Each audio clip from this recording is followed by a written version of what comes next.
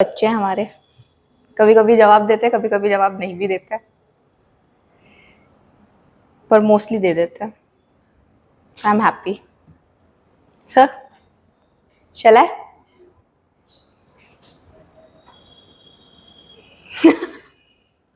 Okay, so हम लोगों ने लास्ट टॉपिक क्या पढ़ा था एवरीवन? सॉरी,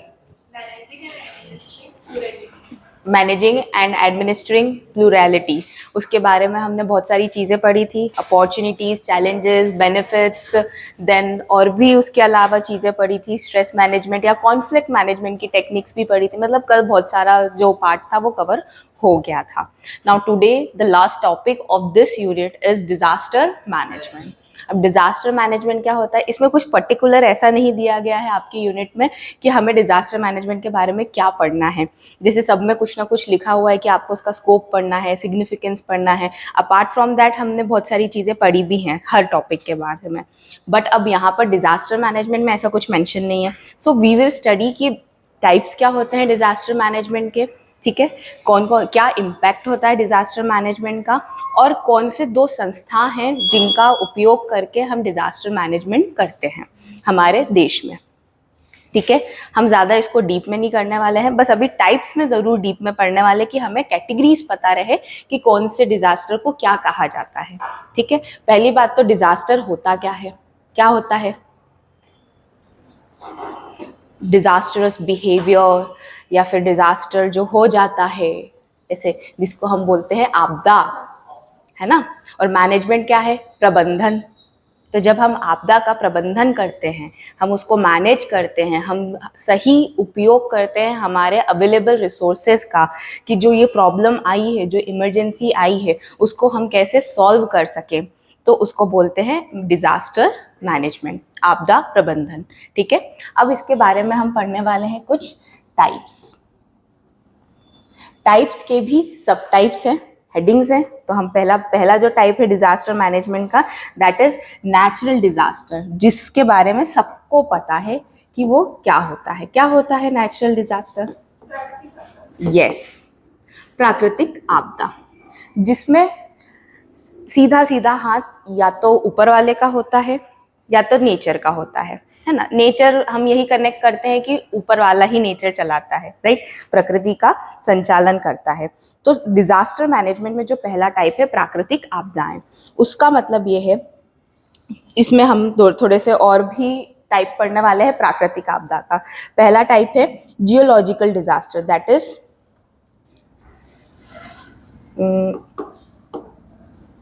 जियो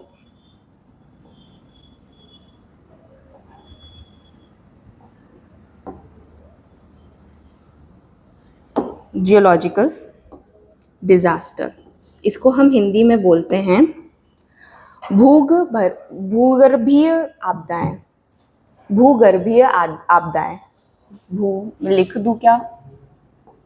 भूगर्भीय,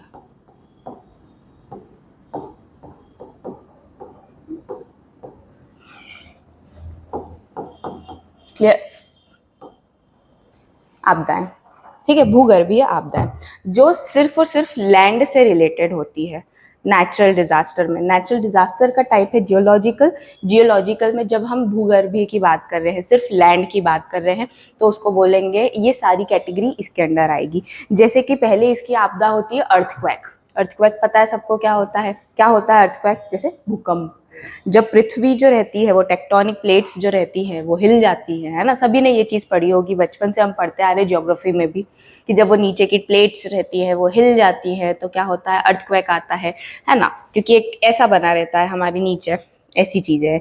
अगर ये थोड़ा सा भी इधर हुआ तो पूरा संतुलन बिगड़ा, तब जाके डाबाडोर होती है हमारी धरती। तो ऐसा होता है, ठीक है। तो इसके अंडर जो कैटेगरी है जियोलॉजिकल में, पहला होगा अर्थक्वेक। फिर उसके बाद आएगा हमारा वॉल्केनिक इरप्शंस जो होते हैं, वॉल्केनो, ज्वालामुखी, वो भी एक जमीन से ही रिलेटेड है कि नहीं। वहां पर क्या होता है? मैग्मा होता है। मैग्मा सबको पता है क्या होता है? ऐश होता है, है ना, लावा होता है, गैसेस जो रहती है वो रिलीज होती है वहाँ पर, ये भी एक डिजास्टर है। बहुत सारे ऐसे वॉल्केनोज अभी भी एक्टिव वॉल्केनो हैं, कभी भी फट सकते हैं वो, है ना। तो ये सारी चीज़ें जो रहती हैं इन सबको मैनेज करने का काम भी बहुत ज़रूरी होता है। फिर इसके बाद इसी में आता है जियोलॉजिकल में लैंडस्लाइड, है ना। लैंडस्लाइड सबको पता है क्या होता है, भूस्खलन। पहाड़ जब है वो नीचे से खसक जाते हैं या फिर ऊपर से चट्टानें गिरने लगती हैं, है ना, मलबा गिरने लगता है, भूस्खलन हो गया ये। तो ये भी इसी का टाइप होता है। इसमें हमारे सॉइल जो रहती है या फिर आप बोल लीजिए डेब्रिस जिसको बोलते हैं, मलबा, डेब्रिस बोलते हैं, है ना। तो वो मलबा भी नीचे आता है स्लोप के उसमें, तो वो हो गया हमारा क्या, लैंडस्लाइड हो गया। फिर उसके बाद सुनामी, सुनामी भी इसी से आती है ना, सबको पता है। जब समुद्र के अंदर वही अर्थक्वेक आता है, एक तरह से आप ऐसे ही समझिए, समुद्र के अंदर जब अर्थक्वेक आ गया, नीचे से जमीन हिल गई, तो जो वेव्स है वो बहुत बड़ी होती है जिससे कि सुनामी आती है। इंडिया में कब आई थी? 1 की 4? कौन से साल में आई थी? 4 में?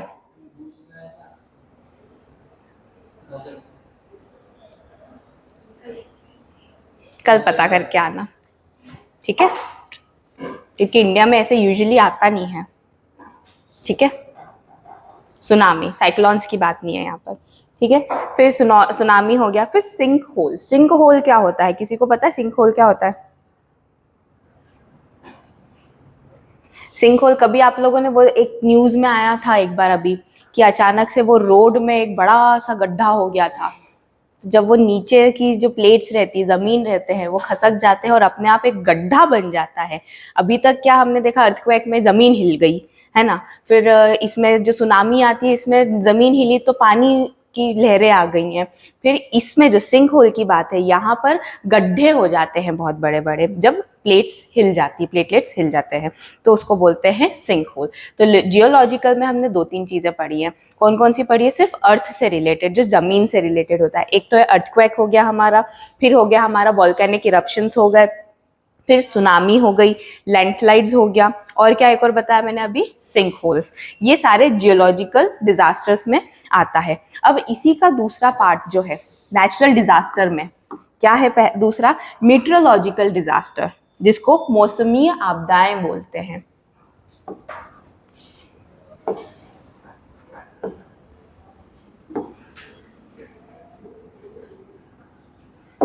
मैं डिजास्टर को फिर सिर्फ डिस लिख रही हूँ, प्लीज अंडरस्टैंड दैट, ओके। वो कौन लिखे इतना पूरा, मतलब आप लोग लिखो, मैं नहीं लिखूंगी।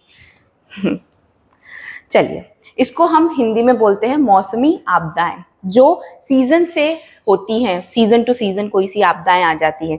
जैसे इसमें इसका टाइप जो है, हरिकेन नाम सुना होगा आप लोगों ने, साइक्लोन सुना होगा या फिर टाइफॉन सुना होगा, चक्रवात सुना है सबने, है ना। तो ये सारी चीजें जब आती है, जब हैवी विंड हो जाती है, हैवी रेनफॉल हो गया है, या फिर स्टॉर्म की जो सिचुएशन हो जाती है वो आती है, जब बन जाती है ऐसी सिचुएशंस, तब हम बोलते हैं कि हमारे यहाँ क्या आने वाला है, चक्रवात आने वाला है, साइक्लोन। अभी कौन सा आया था?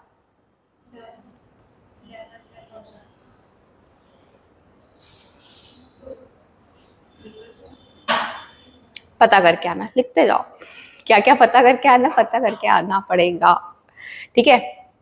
फिर हमारा पहला हमने ये पढ़ा हरिकेन, या फिर आप बात कर लीजिए साइक्लोन्स की, जो कि मेट्रोलॉजिकल डिजास्टर के अंडर आते हैं।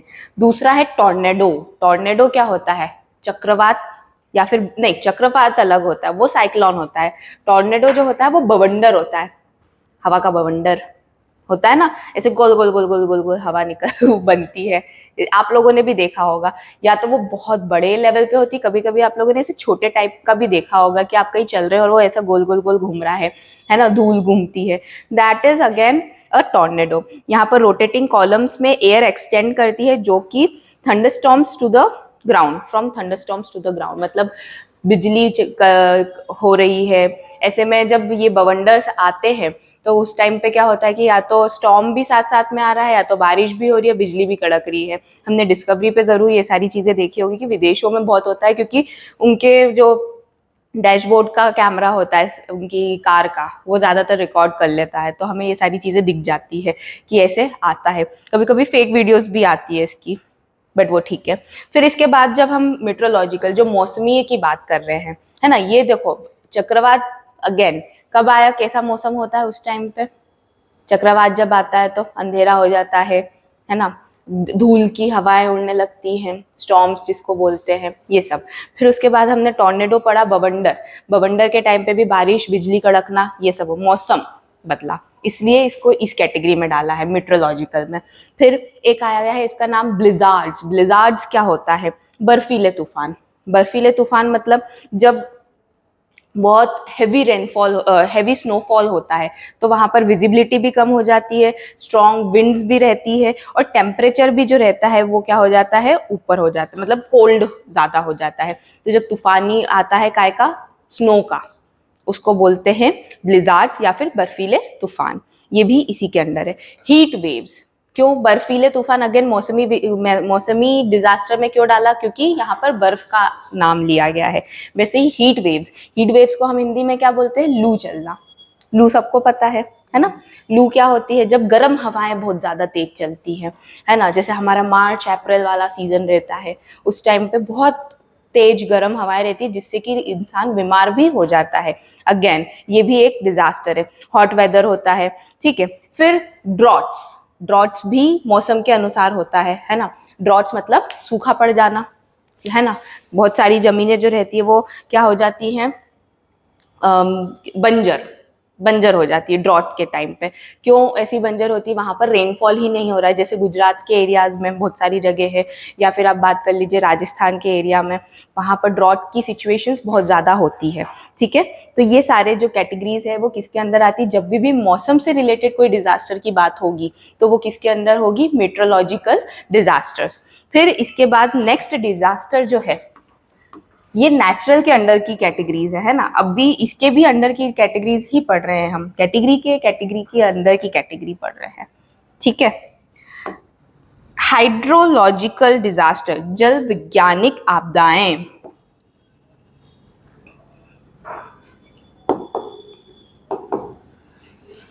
जल वैज्ञानिक आपदाएं जो पानी से रिलेटेड आपदाएं होती हैं, जैसे कि फ्लड, है ना। फ्लड मतलब बाढ़ आ जाना, जब हमारा पानी का सामान्य भूमि पर बहाव जो भारी वर्षा, तूफानी लहरों या बांधों के टूटने के कारण होते हैं। कभी कभी जो डैम्स होते हैं तो डैम्स भी टूट जाते हैं तो भी फ्लड की सिचुएशन आ जाती है, क्योंकि उसके आसपास क्या रहते हैं, गांव रहते हैं, गांव डूब जाते हैं। हमेशा कौन सा स्टेट जो है वो डूबता है बाढ़ के कारण, बिहार। क्यों ऐसा होता है, क्या बिहार में इतनी बारिश होती है? उसका चैनल ना बदलता रहता है, वो एक जगह से फ्लो नहीं होती है हमेशा, तो उसका उससे क्या होता है कि जो आसपास के गांव में बाढ़ आ जाती है, और जो रिवर है वो तिब्बत से आती है, तो ना बहुत सारे रिवर्स अपना डेब्रिस कलेक्ट करती है। She is absolutely correct. और ऐसा भी बोलते हैं कि नेपाल का भी जो इफेक्ट है बहुत ज़्यादा यहाँ पर होता है बिहार में, तो वो भी बहुत ज़्यादा ड्रेस्टिकली अफेक्ट करता है वहाँ के लोकलाइट्स के लिए जो वहाँ पर रहते हैं। तो फ्लड हो गया। फिर ये जल वैज्ञानिक की बात है। फिर इसके बाद एवलांच। एवलांच पता है सबको क्या होता है, हिमस्खलन, है ना। आप लोगों ने डिस्कवरी पे भी देखा होगा कि बहुत ज्यादा लेवल पे जब पहाड़ों पे बर्फ होती है ना, तो जब पहाड़ से बर्फ खसक जाती है तो वो क्या हो जाता है, हिमस्खलन बोलता है। अगर जहां पर सिर्फ बर्फ नहीं है और पहाड़ खसक रहे, वो लैंडस्लाइड होती है, पर जहां पर स्नो की बात आ जाएगी तो वो हिमस्खलन होगा, ठीक है। यहाँ पर मूवमेंट ऑफ स्नो होता है, आइस होता है, और डेब्रिस जो है वो माउंटेन से नीचे गिरता है। डेब्रिस अगेन मलबा, याद रखना। फिर कोस्टल इरोजन, कोस्टल इरोजन भी इसी का पार्ट है। कोस्टल इरोजन को बोलते हैं तटीय कटाव। जब बहुत ज्यादा पानी बहता है तो जो हमारे तट बने हुए रहते हैं उसकी जो मिट्टी है वो क्या हो जाती है, लूज हो जाती है, तो उससे कटाव जो रहता है, हमारी मिट्टी जो रहती है वो अपने आप धीरे धीरे कटना शुरू हो जाती है, और जो इतनी बड़ी लैंड रहती है वो इतनी सीमित रह जाती है ना। तो इसको बोलते हैं तटीय कटाव। जैसे लहरें, धाराएं या समुद्र स्तर के बढ़ने के कारण भूमि का धीरे धीरे कटाव, ठीक है। तो ये था इसके अंडर हाइड्रोलॉजिकल। फिर इसी का एक और नेचुरल डिजास्टर में जो पॉइंट है दैट इज जैविक आपदाएं, जिसको हम बोलते हैं बायोलॉजिकल डिजास्टर्स।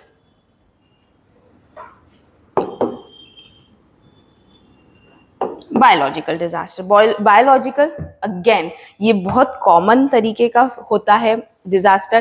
पहला, सबसे पहला रिसेंट वाला जिसको बोलते हैं हम पेंडेमिक, है ना। हर 100 साल में पेंडेमिक आता है। पिछले बार क्या आया था, क्या हुआ था उसमें?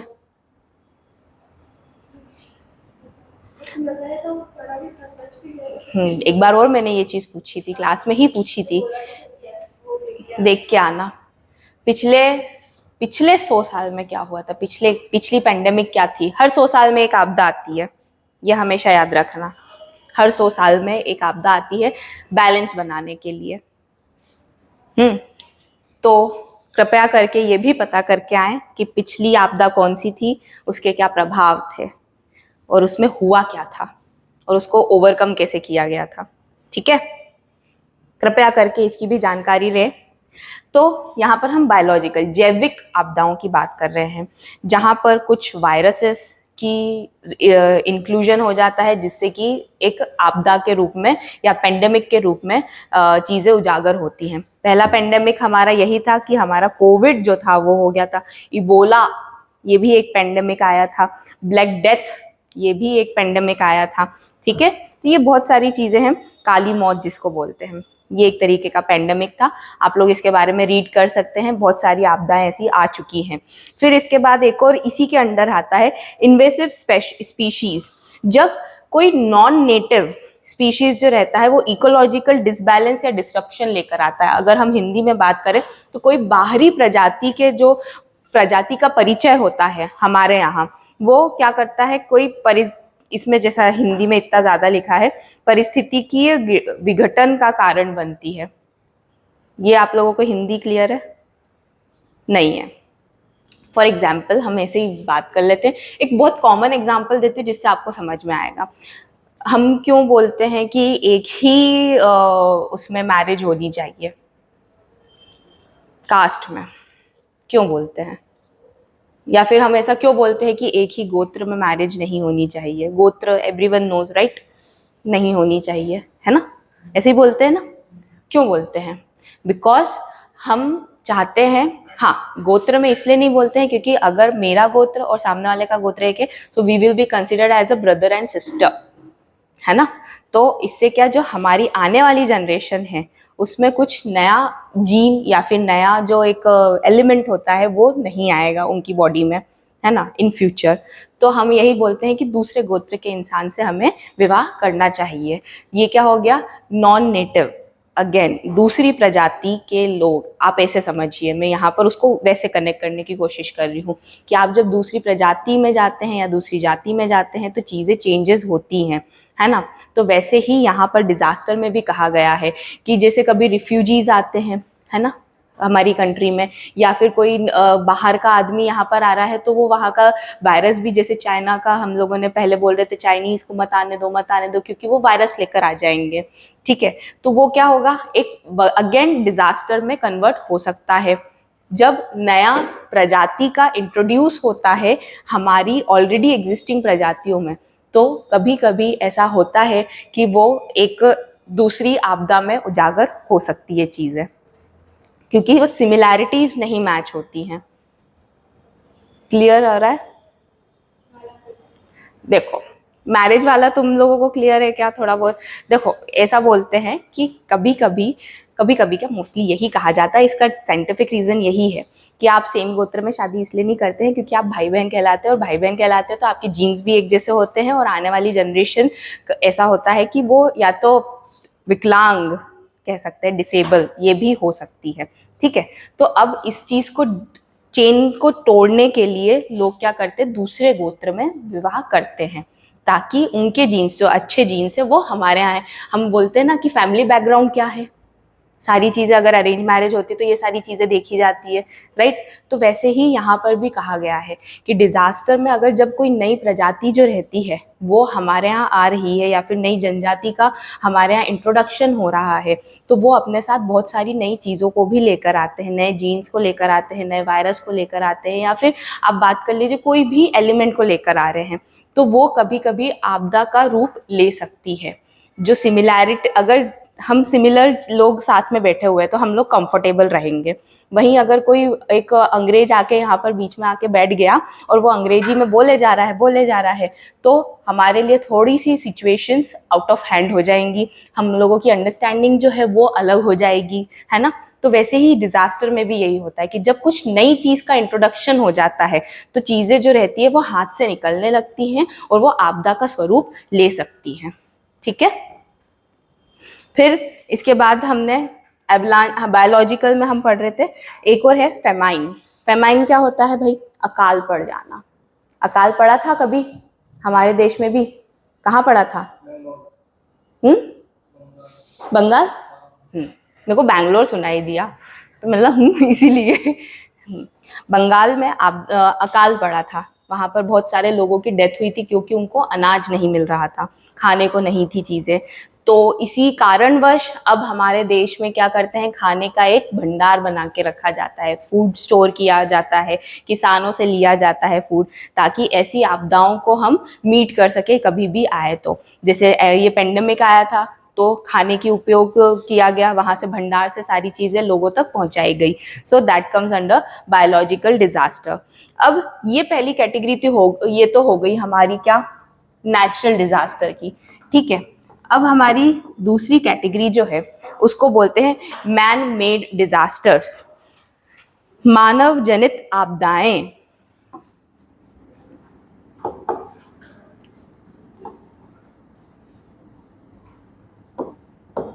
ठीक है।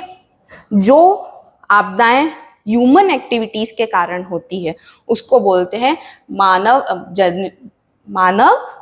जनित आपदाएं, मैन मेड डिजास्टर्स। ठीक है। इसकी पहली कैटेगरी क्या होगी? Technological disaster. क्यों टेक्नोलॉजिकल डिजास्टर्स को हमने इस कैटेगरी में डाला है?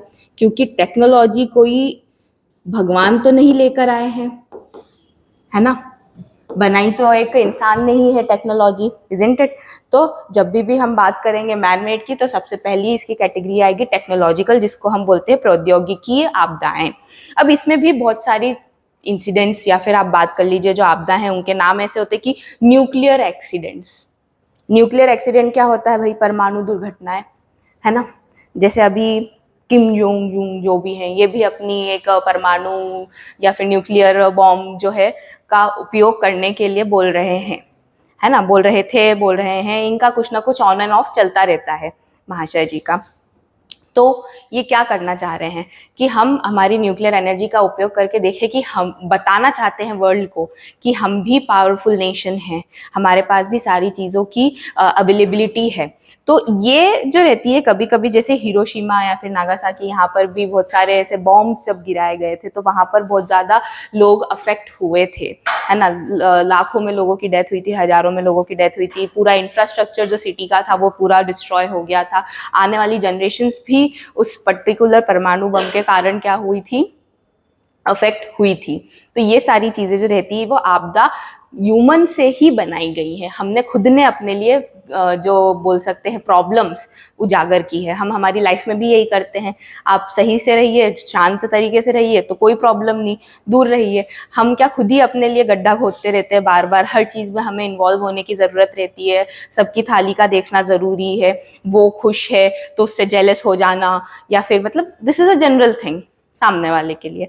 तो ये क्या खुद ब खुद बनाई गई प्रॉब्लम्स है। अगर आप संतुष्ट रहेंगे तो कभी प्रॉब्लम नहीं आएगी।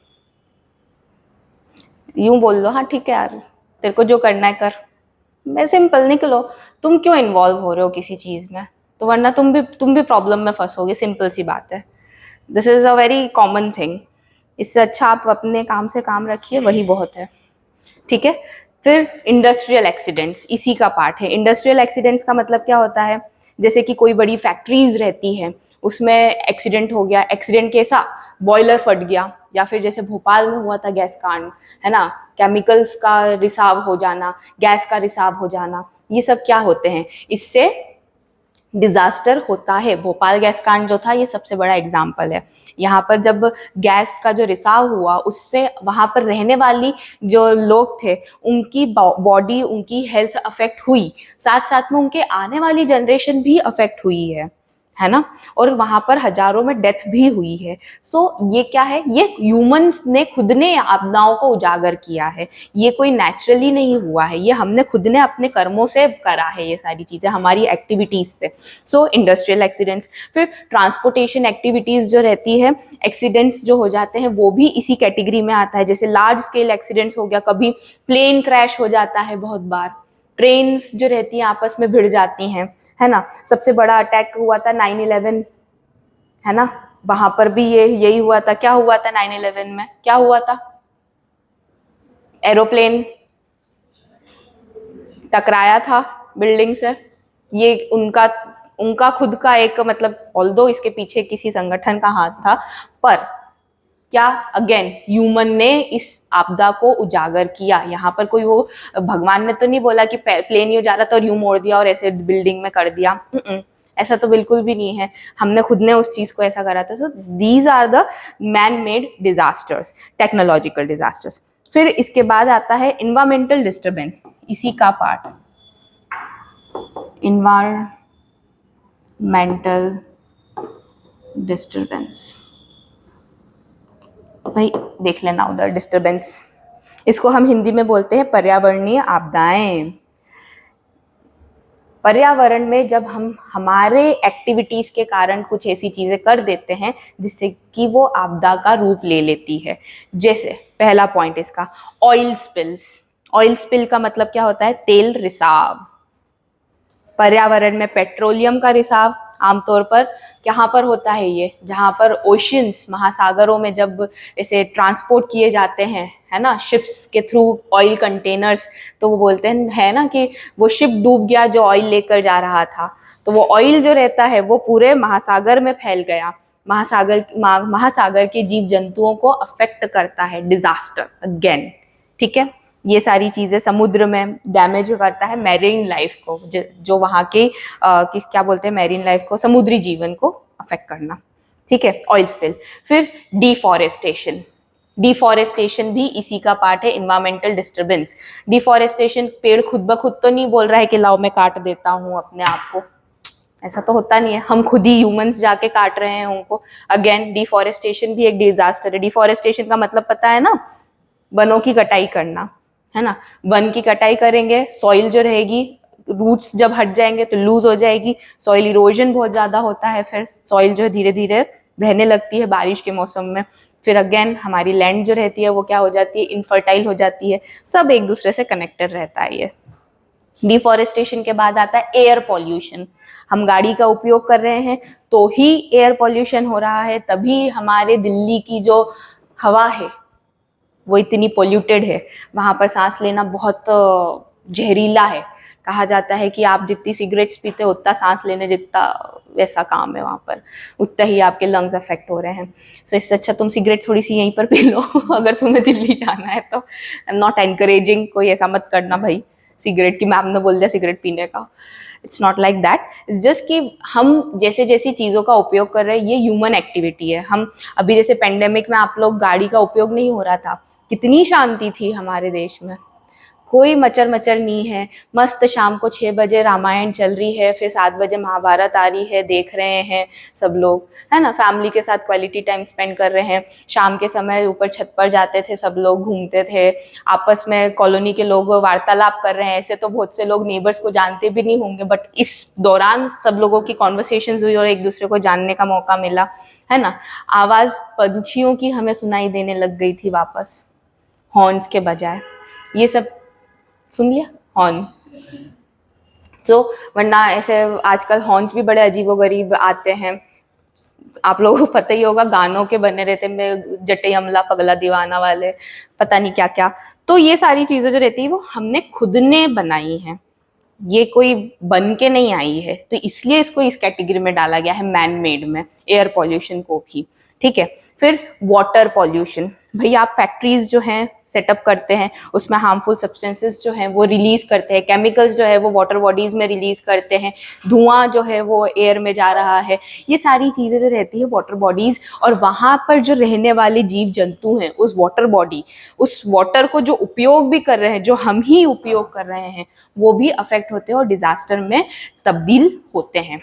आपकी शिप्रा नदी में अगर कुछ केमिकल्स आना शुरू हो जाएंगे, है ना, तो फिर आप हमारे यहाँ ही आता है शिप्रा का पानी, हमारी ही हेल्थ जो है वो अफेक्ट होती है। इसलिए आजकल लोगों ने क्या लगवा लिए हैं, आरओ का पानी पीने लग गए हैं। पहले लोग बहुत ज़्यादा, लोगों को पथरी की प्रॉब्लम होने लग गई थी जब वो हैंडपंप का पानी उपयोग कर रहे थे, अगेन आरओ में तब्दील हो गया उनका काम कि वो उसका पानी उपयोग करेंगे। सो दीज ये सारी जितनी भी आपदाएं वो हमने खुद ने बनाई है, हमारी खुद स्वरचित हैं। ओके, सो इसलिए हमने इसके अंदर डाला है।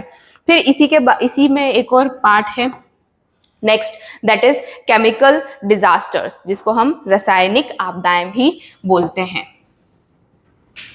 Chemical disasters. केमिकल भी हम ही बनाते हैं, है ना, मिनरल्स की बात नहीं हो रही है यहाँ पर, केमिकल की बात हो रही है जो इंडिविजुअल ह्यूमंस बनाते हैं या ग्रुप ऑफ ह्यूमंस बनाते हैं, जैसे कि टॉक्सिक वेस्ट लीक्स, या फिर जिसको बोलते हैं विषाक्तक, आप क्या पता नहीं क्या ही लिखा है ये, अपशिष्ट रिसाव, इतना तो हिंदी में पढ़ ही नहीं पाई, संस्कृत में पढ़ लूंगी लेकिन ये हिंदी के शब्द तो वाह वाह वाह। इसका मतलब बता देते हैं हम, जब हजार्डियस केमिकल्स जो रहते हैं, हजार्डियस केमिकल्स का मतलब क्या होता है, ऐसे खतरनाक रसायन, है ना, डेंजरस रसायन, जब ये हमारे पर्यावरण में रिसाव होता है इनका, तो हमारी मानव की स्वास्थ्य और पारिस्थितिकीय तंत्र को खतरे में डालता है। कुछ समझ में आया आपको? मतलब हम यहाँ पर पारिस्थितिकीय तंत्र, जिसको हम अंग्रेजी में बोलते हैं इकोसिस्टम, इकोसिस्टम जो है आपका वो अफेक्ट होता है जब आप केमिकल्स का रिसाव करते हैं हमारी इन्वायरमेंट में, ठीक है। फिर पॉइजनिंग भी केमिकल डिजास्टर्स का ही पार्ट होता है, जैसे एक्सीडेंटल या इंटेंशनल पॉइजनिंग। एक्सीडेंटल और इंटेंशनल पॉइजनिंग क्या होता है भाई, एक होता है एक्सीडेंटल जो गलती से हो गया, है ना, और एक होता है जो इंटेंशनली जानबूझकर किया गया पॉइजनिंग। अब एग्जांपल लेते हैं, जैसे कुछ डेंजरस केमिकल्स, मैगी में कोई सा केमिकल, लेड, है ना, वो ज़्यादा मात्रा में पाया गया था फूड सेफ्टी अथॉरिटीज़ के द्वारा, है ना, जब उसके सैंपल्स लिए गए। तो अगेन ये क्या, लोगों का मास कंजप्शन था मैगी का, मैगी जो थी वो बहुत ज़्यादा लोग कंज्यूम करते हैं और हमारे इंडिया में बहुत प्रचलित भी है। अब उसको जब पाया गया कि ये एक पर्टिकुलर केमिकल जो है जिसके कारण लोगों की हेल्थ जो है वो अफेक्ट होगी ड्रास्टिकली, इसलिए सारी मैगीज के ऊपर क्या, या तो बुला लेते हैं वापस, या तो फिर ऐसा इंट्रोड्यूस कर देते हैं न्यूज़ में कि भाई आप इसका सेवन अभी ना करें, है ना, ताकि आपकी हेल्थ बची रहे। तो ये क्या था, या तो उन्होंने इंटेंशनली ही डाला था, उनको पता रहता है कि वो कितने केमिकल्स का उपयोग कर रहे हैं, कितने कार्बोहाइड्रेट्स डाल रहे हैं, कितने जो आर्टिफिशियल टेस्ट होता है, आर्टिफिशियल फूड कलर्स जो होते हैं, ये सब डाला जाता है, सबको सबकी मात्रा का पता होता है। तो ये इंटेंशनल पॉइजनिंग हो गई, है ना, कि जानबूझकर आप जहर दे रहे हैं लोगों को खाने के लिए। कहा जाता है, मैंने एक जगह देखा था कि जो आप मेयोनीज यूज करते हैं तो वो पचती नहीं है, वैसे की वैसी ही रहती है ना, ऐसा बोला गया है भाई, अब पता नहीं कितनी सच्चाई है उसमें, है ना। तो अब मेयोनीज आप खाते हैं, है ना, ये आप खुद खा रहे हैं, किसी ने जबरदस्ती तो नहीं मुंह खोल के बोला खा खा खा, या फिर शेजवान खा खा खा, है ना। तो ये क्या है, ये हमने खुद ने बनाई है हमारे लिए आपदा, ये केमिकल हम इंटेंशनली कंज्यूम कर रहे हैं, ये रसायन जो हो रहा है ये खुद ब खुद नहीं होता, ये हम उसको बढ़ावा दे रहे हैं, तब जाके वो डिजास्टर में कन्वर्ट होता है। क्लियर है? सो केमिकल डिजास्टर्स। फिर इसी का नेक्स्ट पार्ट है, that is conflict related disasters. Conflict related disaster, conflict related disaster का मतलब ये है वॉर्स, है ना, ये भी हम लोग ही करते हैं, आर्म्ड कॉन्फ्लिक्ट्स हो गए, ये सारी चीजें जो हैं इसी के अंडर आती है।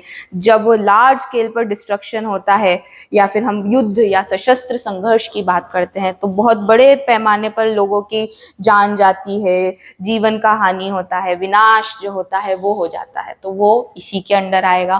फिर इसके बाद हम आतंकवादी गतिविधियां जो होती हैं, टेररिस्ट अटैक्स, ये भी ह्यूमन मेड है। कोई टेररिस्ट तो भगवान ने बना के ऐसे नहीं भेजा कि पैदा होते से हमें पता चल गया कि ये टेररिस्ट होने वाला है या ये नक्सली होने वाला है या ये अच्छा आदमी होने वाला है, कोई कभी भी कुछ भी बदल सकता है। तो अगेन ये ह्यूमन मेड हुआ, ये भी डिजास्टर के अंडर ही आता है। फिर refugee crisis, displacement of large populations due to conflict, persecution और ह्यूमन राइट अब्यूसेस। जब रिफ्यूजी क्राइसिस होते हैं, ये भी जब दूसरे देश के लोग उनका देश छोड़कर हमारे देश में आते हैं, किस कारणवश आते हैं, या तो उनके ह्यूमन राइट्स जो रहते हैं वो सही तरीके से प्रिवेल नहीं कर पा रहे हैं, वहाँ पर लागू नहीं हो पा रहे हैं, या फिर वहाँ पर वॉर की सिचुएशन बनी हुई है तो वो लोग वहाँ पर अपनी जीवन शैली को नहीं चला पा रहे हैं, है ना। जैसे अगर यूक्रेन में वॉर हो रहा है तो वहाँ के लोग जो थे वो उन्होंने पलायन करा था, पलायन जिसको बोलते हैं। हमारे यहाँ भी ऐसा हुआ है बहुत बार, बांग्लादेश के जो लोग रहते हैं, म्यांमार के जो लोग रहते हैं वो हमारे यहाँ आ जाते हैं, है ना। आप कभी इधर बॉर्डर्स पे जाइएगा, इधर है नॉर्थ ईस्ट में, है ना, तो उधर यही होता है, वहाँ पर बॉर्डर्स, अरुणाचल प्रदेश, इधर सब, ये सब जगह पर बहुत ज़्यादा क्रूशियल एरियाज होते हैं बॉर्डर्स पे। ये सारी रिफ्यूजीज वहाँ पर ज़्यादा आते हैं, दूसरे देश से पलायन करते हैं। तो जब वो हमारे यहाँ आते हैं तो हमारे यहाँ भी डिजास्टर की सिचुएशन बन सकती है। कैसे डिजास्टर? पॉपुलेशन इंक्रीज हो जाएगी, रिसोर्सेज कम हो जाएंगे, एम्प्लॉयमेंट कम हो जाएगा, ये सारी चीज़ें खुद ब खुद बढ़ती जाएंगी, है ना। और एक दूसरे के इस चीज़ के कारण जो वहाँ के नेटिव लोग हैं, जो हम लोग हैं, हमें सारी अपॉर्चुनिटीज़ जो रहती हैं उसका सही उपयोग नहीं कर पाएंगे, और वो हमें, हमारी तक रिसोर्सेज नहीं पहुँच पाएंगे जिसके हम हकदार हैं, है ना। ट्रम्प जी ने क्यों बोला कि बाउंड्रीज हम सील करेंगे? बोला है ना, यही एजेंडा था उनका इस इलेक्शन में। तो ये इसीलिए उन्होंने बोला कि भाई दूसरे लोग जो आ रहे हो थोड़ा अपने ही यहाँ रहो, हमारे यहाँ ना आए आप, अपनी थाली का ही खाओ, दूसरी की थाली में मत देखो, ठीक है। ये दो तरीके के हमने डिजास्टर के टाइप पढ़े। फिर इसके बाद मैं क्लियर कर रही हूँ इसे, ठीक है। फिर इसके बाद जो है एक नेक्स्ट थर्ड टाइप, हमने नेचुरल पढ़ा, मैनमेड पढ़ा, अब थर्ड टाइप है कॉम्प्लेक्स डिजास्टर्स। कॉम्प्लेक्स डिजास्टर्स मतलब जटिल आपदाएं।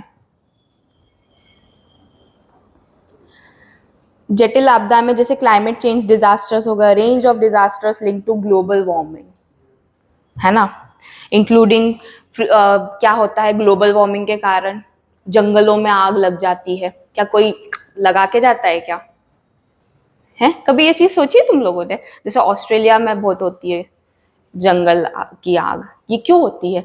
मैंने एक बार सोचा था ऐसा कि यार ये आग लग कैसे जाती है, कि या तो लोग घूमने जाते होंगे और वो कैंप फायर करते होंगे और लगा, मेरे को ये पहले बचपन में मुझे ये लगता था, मतलब देख लो भाई हमारी बुद्धि भी वहां पर थी तो मैं यही सोचती थी कि ऐसे होता है वाइल्ड फायर्स जो होती है। बट फिर पता चला कि जब हीट जो रहती है ज्यादा हो जाती है तो उसके कारण जंगलों में आग लगती है, और जंगल जो रहते हैं वो बहुत बड़े होते हैं, कंट्रोल करना उसमें थोड़ा टाइम जरूर लग जाता है।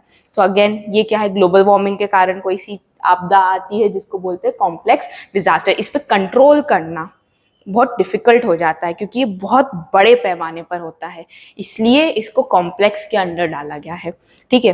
फिर जैसे इसी का अंडर, जैसे हमने ग्लोबल वार्मिंग में वाइल्ड फायर्स पढ़ा, फिर राइजिंग सी लेवल्स, जब हमारे ओशंस जो हैं या फिर हमारे जो समुद्र हैं उनका जो लेवल है वो बढ़ता जा रहा है, ये भी एक आपदा है हमारे लिए। फिर आपका weather events, disruptions to agriculture, weather events कभी, जैसे अभी नवंबर चल रहा है, हमें ठंड होनी चाहिए थी अभी, मुझे अभी मेरे जैकेट्स निकालने थे, आई वॉज प्लानिंग कि मैं नए जैकेट्स खरीदूंगी, नहीं खरीद पा रही हूँ, although that is something different. But naturally अगर हम बात करें तो हमारे यहाँ अभी तक ठंड का माहौल हो जाना चाहिए था नवंबर में, अब नहीं है। अभी भी हम ऐसे ही टी शर्ट में घूम रहे हैं, अभी भी ऐसे ही मस्त गर्मी में आते से ही बोलती हूँ गर्मी लग रही है ना, अभी भी लगी रही है, या तो मेरे को ज्यादा ही है भाई, रहने दो, क्या ही कर सकते हैं, कोई बात नहीं। ग्लोबल वार्मिंग, ये भी ग्लोबल वार्मिंग का ही नतीजा है ना। तो ये सारी चीजें रिजल्ट करती है। फिर न्यूक्लियर फॉलआउट्स, परमाणु अप्रसार, परमाणु घटनाओं से उत्पन्न विकिरण जो प्राकृतिक आपदाओं या मानव संघर्षों के साथ मिलकर सार्वजनिक स्वास्थ्य संकटों और दीर्घकालिक पर्यावरणीय नुकसानों को बढ़ावा देती है। जब न्यूक्लियर, मतलब आप बात कर लीजिए, जब न्यूक्लियर परमाणु अप्रसार होता है तो उस टाइम पे बहुत ज़्यादा वाइल्ड लाइफ जो रहती है वो भी अफेक्ट होती है, ह्यूमंस के साथ साथ वो भी अफेक्ट होते हैं, इंडेंजर्ड स्पीशीज में कन्वर्ट हो जाते हैं, इंडेंजर्ड जो सीमा पर हैं कि ये मरने वाले हैं, अब इनका कोई अस्तित्व नहीं रहने वाला है। एक कोई टर्टल था, उसका ये होने वाला था किसी प्रजाति का, तो उसने बच्चे पैदा कर दिए, तो अब ये उम्मीद जागी है कि भाई आगे इनकी जनरेशन जो है वो आगे बढ़ सकती है। तो ये सारी चीज़ें जो रहती हैं रिजल्ट्स हैं कि हम इनको कैसे डील करें, कैसे इसको हम लोग मैनेज करें, इसलिए ये इस कैटेगरी में डाले गए हैं। अब वाइल्ड लाइफ को कैसे हम मैनेज कर पाएंगे, कैसे करेंगे? हम तो दूसरा कहीं से नहीं लेकर आ सकते जानवर कि तुम अपनी एंडेंजर्ड स्पीशीज को आगे बढ़ाओ, है ना? कैसे हमारे यहाँ डायनासोर्स जो है विलुप्त हो गए, एक्सटिंक्ट हो गए, इसी कारणवश हुए, है ना? फिर इसके बाद जो है ह्यूमैनिटेरियन क्राइसिस, फोर्थ पॉइंट।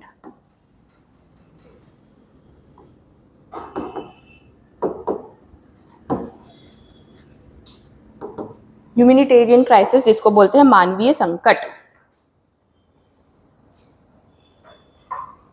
ये मतलब हम लोग इसको कोई ऐसा डिजास्टर के रूप में नहीं मान सकते, बट मोस्टली ये कब आता है जब बहुत सारे डिजास्टर्स को एक साथ उपयोग, मतलब एक साथ इंक्लूड कर लिया जाता है, जिसे कि हम वॉर्स की बात कर लीजिए, लड़ाइयों की बात कर लीजिए, या बहुत ज़्यादा पावर्टी हो गई है हमारे देश में, तब ये कोई डिजास्टर नहीं है कि ये आपदा हो गई, ये संकट है कि संकट आया है, इसको डील करना है, ठीक है? आपदा जो है वो कैसे भी आ सकती है, बट यहाँ पर हम जब बहुत सारे संकटों को मिलाते हैं साथ में, तब उसको बोलते हैं ह्यूमैनिटेरियन क्राइसिस, ठीक है? अगेन फेमाइन जिसको बोलते हैं अकाल, है ना? खाद्य की गंभीर कमी जो व्यापक रूप से भूख और मृत्यु का कारण बनती है, जैसे बंगाल में हुआ था, है ना? फिर मानव अधिकार उल्लंघन, ये भी हमारा एक क्राइसिस है, जैसे व्यवस्थित उत्पीड़न, जातीय सफाई या अन्य उल्लंघन जो बड़े पैमाने पर दुख या विस्थापन का कारण बनते हैं, जैसे ये कौन सा रमंडन संघ नहीं है, क्या पता है, जेनोसाइड, पता है आप लोगों को? जेनोसाइड को बोलते हैं जनसंहार। जनसंहार पता है क्या होता है? बहुत सारे लोगों को मार देना, है ना? जैसे जलियांवाला बाग में हुआ था, है ना? जनसंहार, ये क्या है? ये सारी क्राइसिस ही है। जब ह्यूमन राइट्स वॉयलेशन हुआ, वो लोग डिस्कस करने ही गए थे वहां पर, है ना? ऐसे ही कुछ हुआ था ना जब जलियांवाला बाग कांड हुआ था। अब वहां पर बातचीत करने गए थे, कम्युनिटी मीटिंग हो रही थी, पर वो किस कारण, क्या काय की मीटिंग कर रहे थे कि उनको कैसे अपनी लड़ाइयाँ लड़नी है, ये सारी चीजें की जनरली बात कर रही हूँ मैं, ये सब चीजें डिस्कस होने वाली थी, तो उनने क्या कर दिया था, जनसंहार, खुले में सबके ऊपर गोलियां चला दी थी। सो अगेन ये एक संकट था, ठीक है? फिर मास माइग्रेशन, वही जिसको बोलते हैं सामूहिक प्रवासन करना, बड़े समूहों में लोग युद्ध, आर्थिक पतन या पर्यावरण आपदा के कारण जब अपने देश से दूसरे जगह पर भागते हैं तो उसको बोलते हैं क्या, सामूहिक प्रवासन। ये था ह्यूमैनिटेरियन क्राइसिस। अब ये हमने बहुत सारे टाइप्स ऑफ डिजास्टर्स पढ़ लिए, कौन कौन से पढ़ लिए? एक नेचुरल डिजास्टर पढ़ लिया, एक मैनमेड पढ़ लिया, फिर एक हमने कॉम्प्लेक्स पढ़ लिया, फिर एक हमने ह्यूमैनिटेरियन पढ़ लिया। ये हमारे डिजास्टर्स थे, ये टाइप्स थे, उनकी भी सब कैटेगरीज देख ली। अब हमें ये देखना है कि इनका इम्पैक्ट क्या होता है हमारे इन सारे डिजास्टर्स का। सिर्फ मैं आप लोगों को बोल के बता देती हूँ, आप खुद ही समझ जाएंगे, खुद ही अच्छा आप लोग ही बताइए, जब डिजास्टर आपदाएं आती है तो क्या इम्पैक्ट होता है, क्या होता है उससे? सब चीज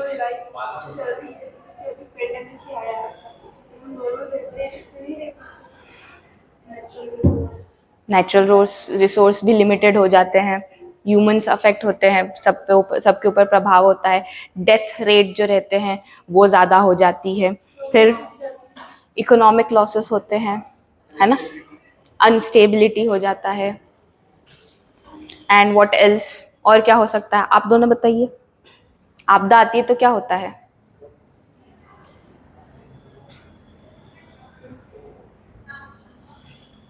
क्या? तो रिपीट कर दो, लेकिन बोलो।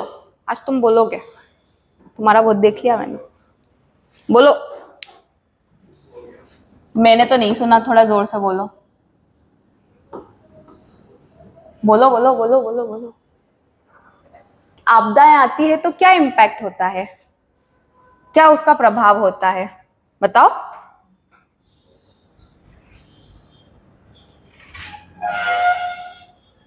बहुत जनरल बात है ये, हम जनरल चीज ही पढ़ रहे हैं, कोई अफलातून चीजें नहीं देख रहे हैं। तो वही तो इफेक्ट क्या होता है, क्या होता है वही। सपोज इमेजिन कर लो, तुम्हारा कोविड ही इमेजिन कर लो, ये तुम लोगों ने आपदा देखी है, तुम अपने आने वाले बच्चों को, आने वाली जनरेशन को बताओगे कि हमने ये सिचुएशन को हैंडल किया था। कई लोगों ने अपने घर में भी बहुत ज्यादा डिजास्टरस चीजें देखी होंगी, इस सिचुएशन में कमियां देखी होंगी, क्राइसिस हुए होंगे उनको उस सिचुएशन में, पैसों की कमियां। चलो आखिरकार मैंने जानबूझकर ये चीज बोली कि आप उसको पकड़े। फाइनेंशियल क्राइसिस, जब आपदा आती है तो फाइनेंशियल क्राइसिस होता है। और क्या होता है?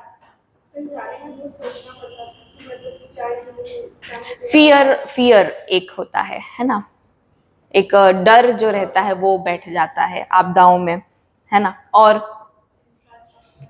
इंफ्रास्ट्रक्चर जो है वो बहुत ड्रास्टिकली अफेक्ट होता है। सपोज हिरोशिमा नागासाकी है ना, वहां पर हुआ, बॉम्ब गिरा है, वहां पर लोग क्या सोच रहे हैं कि यहाँ की सारा इंफ्रास्ट्रक्चर जो है खराब हो गया है, डेवलपमेंट कैसे होगा, आपदा आ गई, जीडीपी इकोनॉमी पूरी गिर जाएगी आपदा के कारण।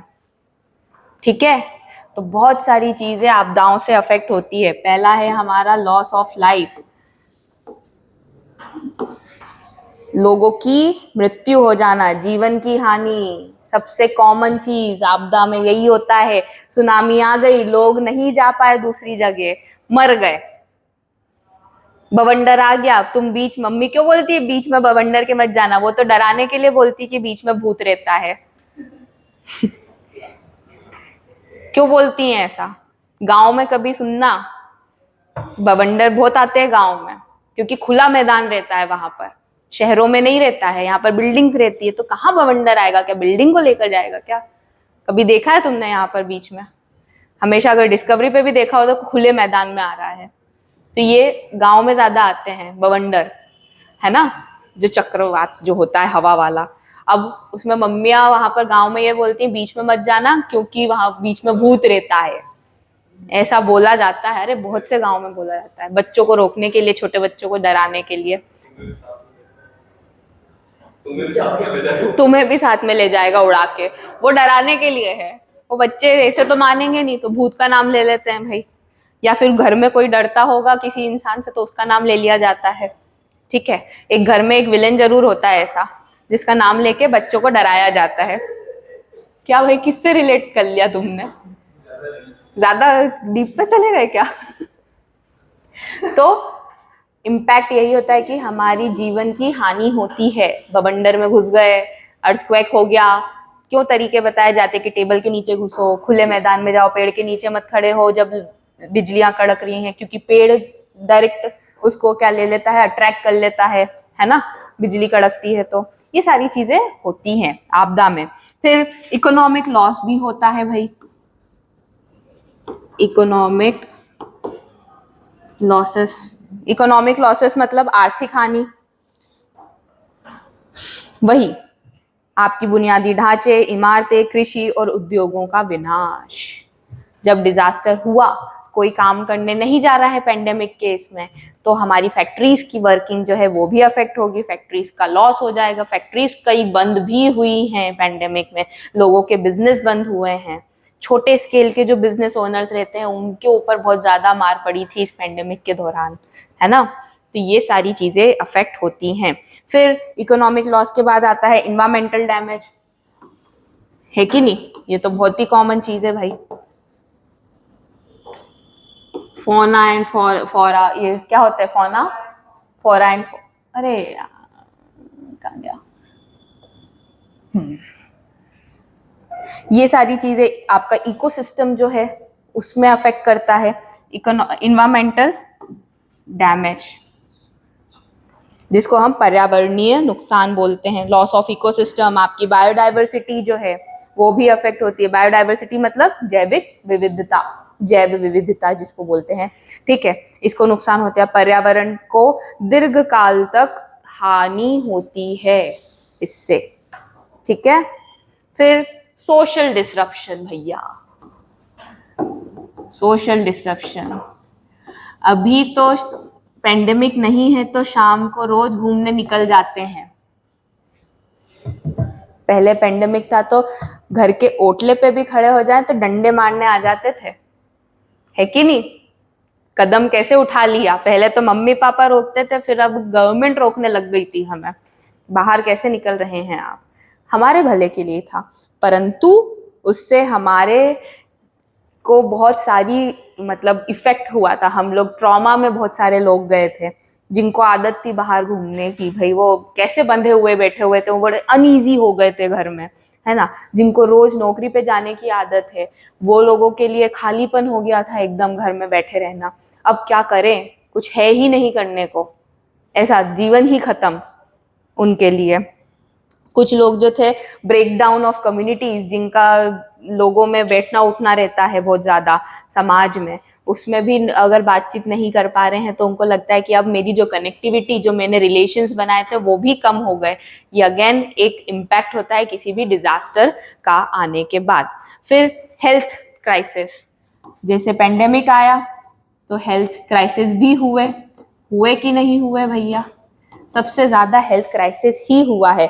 आपका कोई डिसीज आ गया, आपके पास कोई मेडिकल केयर नहीं है, मेंटल हेल्थ चैलेंजेस आपको फेस करने पड़ रहे हैं। जब पेंडेमिक आया था तो लोग, सबसे ज्यादा ये भी हो रहा था कि कुछ मेंटली भी बहुत ज्यादा अफेक्ट हो रहे थे। किसी ने अपने दिमाग में बात बना ली कि हम अगर एक कदम बाहर रख लेंगे तो हमें ही वायरस आके चिपक जाएगा और हम ही मर जाएंगे अगले 2 दिन में। ये चीज हो रही थी। कुछ लोग जो थे वो बहुत मेंटली स्ट्रांग भी थे, जिनको एनकरेज किया जाता था। जैसे कोई एक फैमिली की बात कर लीजिए, वहां पर कोई बुजुर्ग लोग रहते हैं तो हम बुजुर्गों को डरा के रखते थे कि बाहर मत निकलना, क्यों? क्योंकि तुम्हें वायरस कैच कर लेगा। क्यों? ये हमने उनको डराया, ये उनकी मेंटल में ये चीजें अफेक्ट हुई है इस पेंडेमिक के दौरान। कुछ बुजुर्ग जो थे, अगर जिनको ये चीज पता थी कि अगर हमें शुगर है या फिर डायबिटीज जिसको बोलते हैं, या फिर ब्लड प्रेशर है, या फिर और भी जो बीमारियां हैं, तो अगर हमें एक बार वायरस कैच कर लिया तो मतलब हम निपट जाएंगे, ऐसा उनके दिमाग में था। परंतु कुछ जो थे, जो मेंटली स्ट्रांग थे, तो वो ये बोलते थे क्या है वायरस, ऐसा कुछ भी नहीं होता है, सब सोच की बात है। जैसे जो अल्लड़ लोग होते हैं जिनको बोला जाता है ना, तो ये ऐसे लोग बोल रहे थे कुछ भी नहीं है। और कई वो लोग वापस से हॉस्पिटल से खुद ही अकेले आ जाते थे। कितने लोग अकेले हॉस्पिटल जाते थे, फैमिली वालों को भी नहीं जाने दिया जाता था पैंडेमिक में। अगेन वो ट्रॉमा जो फेस करते थे, ये सारे इम्पैक्ट होते हैं डिजास्टर के। क्लियर है? फिर I think these are sufficient, ज़्यादा कुछ नहीं। आप लोगों ने भी जैसे बताया, फियर होना, अनस्टेबिलिटी हो जाना, हम लिख लेते हैं फियर, अनस्टेबिलिटी। और क्या बताया था आप लोगों ने? इकोनॉमिक क्राइसिस हो चुका है, इकोनॉमिक लॉस। और क्या हो सकता है? ग्रोथ, हाँ वो इकोनॉमी में ही आ जाएगा सारा, जीडीपी, इन्फ्लेशन, ये सब चीजें, फाइनेंशियल क्राइसिस। और क्या हो सकता है आप लोगों के अनुसार इम्पैक्ट किसी डिजास्टर का? Disbalance, biological disbalance.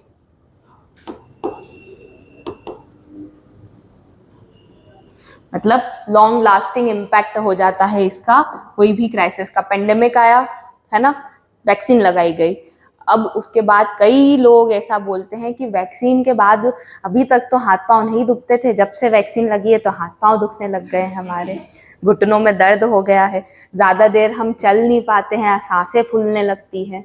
ये सब क्या है?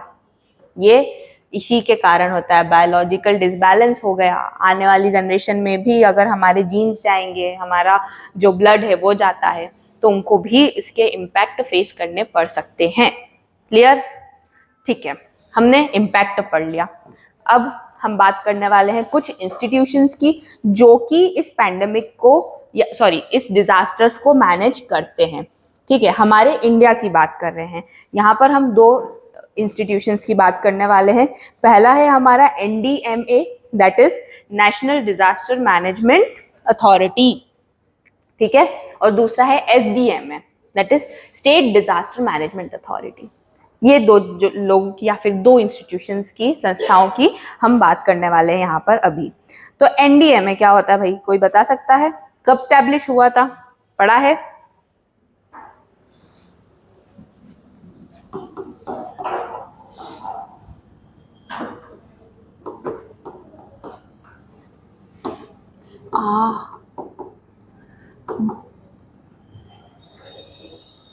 मैंने गर्दन करी तो मेरी नस इधर हो गई।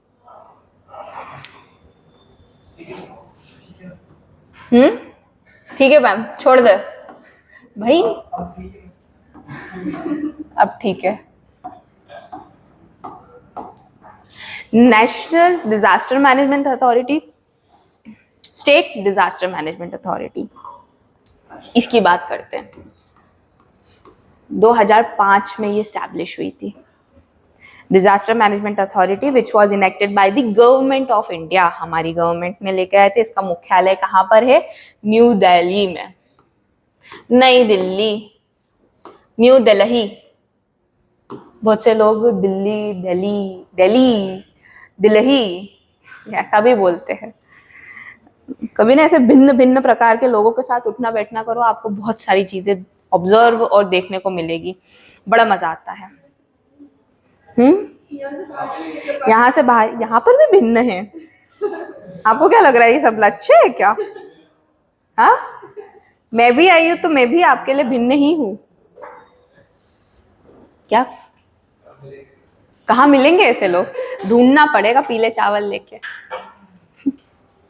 चलिए, NDMA 2005 जो था उस वर्ष पर ये स्टैब्लिश हुआ था। हमारी जो गवर्नमेंट है इंडिया की, उन्होंने इसको लेकर आए थे। फिर हेडक्वार्टर्स जो है इसके नई दिल्ली भारत में है। इसके चेयरपर्सन जो होते हैं वो कौन होते हैं? Prime minister. जो प्रधानमंत्री होते हैं, भारत के प्रधानमंत्री NDMA के पदेन अध्यक्ष होते हैं। ठीक है, जो राष्ट्रीय स्तर पर आपदा प्रबंधन को नई उच्च प्राथमिकता को दर्शाता है। ये इनके अंडर सारी चीजों को निगरानी की जाती है। किनके अंडर? हमारे प्राइम मिनिस्टर के अंडर होता है। ये सब खुद देखते हैं। ठीक है, इसका मेन पर्पस क्या था भाई? पर्टिकुलर NDMA का बनाने का क्या पर्पस था?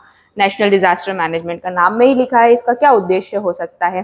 नीतियां बनाना, योजनाएं बनाना, मार्गदर्शन जो होता है वो भी निर्धारित करना NDMA का काम है। ये सर्वोच्च संस्था है जो कि करती है जब भी कोई ऐसा पैंडेमिक आता है या फिर आपदाएं आती है राष्ट्रीय स्तर पर।